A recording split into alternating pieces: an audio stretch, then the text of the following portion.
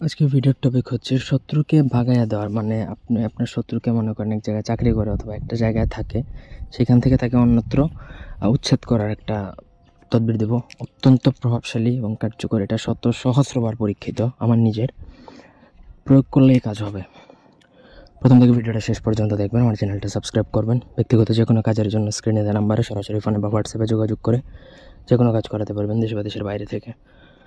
এটার জন্য আপনাকে 3টা চৌরাস্তা থেকে 3টা করে পাথর, অর্থাৎ 3টা চৌরাস্তা থেকে 3টা করে যদি পাথর আনেন তাহলে হবে 9টা। চৌরাস্তা মানে 4টা রাস্তা যেখানে একত্রিত হয়, চারদিকে 4টা রাস্তা। এই জায়গা থেকে আপনার 3টা করে 9টা পাথর সংগ্রহ করে নিয়ে আসতে হবে।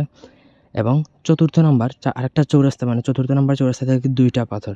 3টা চৌরাস্তা থেকে 3টা করে 9টা, আর আরেকটা চৌরাস্তা থেকে 2টা আনবেন। টোটাল 11টা পাথর আনে শনি অথবা মঙ্গলবার দুপুরবেলা আপনাকে নিয়ে আসতে হবে। তারপর বিসমিল্লাহ ছাড়া সূরা কাউসার 11 বার, তারপর সূরা ফিল মানে আলাম তারা 11 বার, তারপর প্রতিবার মানে পাথরে দম করবেন ওই পাথরগুলোতে।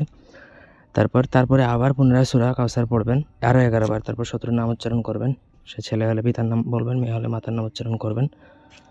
তারপরে সেই পাথরগুলোতে দম করবেন।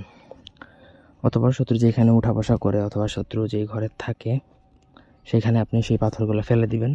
বেশ, আপনার কাজ শেষ। ওই পাথরগুলো 11 টুকরা পাথর ফেলার পর আপনার কোনো কাজ নেই, অথবা মাটির মধ্যে পুঁতে দিবেন সব থেকে, যাতে সে সেখান থেকে সেগুলো না সরাতে পারে।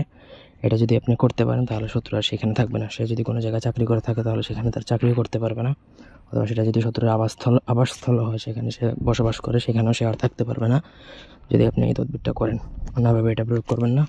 পুরো ভিডিও না দেখলে কাউকে অনুমতি দেওয়া হবে না। ধন্যবাদ সবাইকে।